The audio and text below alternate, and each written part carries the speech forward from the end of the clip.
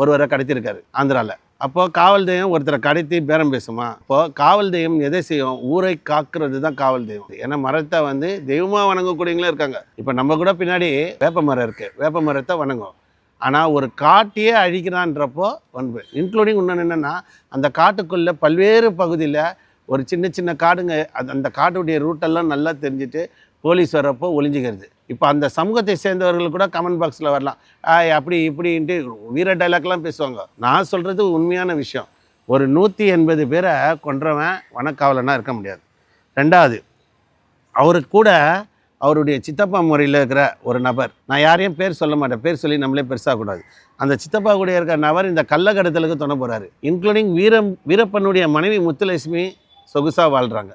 இன்றைக்கி அவங்க பசங்களே பார்த்திங்கன்னா ஆடம்பர வாழ்க்கை தான் இருப்பாங்க. இன்றைக்கி ஒரு பெரிய கட்சியிலையும் போய் பொறுப்பை வாங்கி இன்றைக்கி தேர்தலுக்கு செலவு பண்ணுற அளவுக்கு அவங்க வசதியான ஆள் தான். அந்த ஊரில் அவங்க வசதியாக தான் இருக்காங்க. அப்போ என்னென்னா,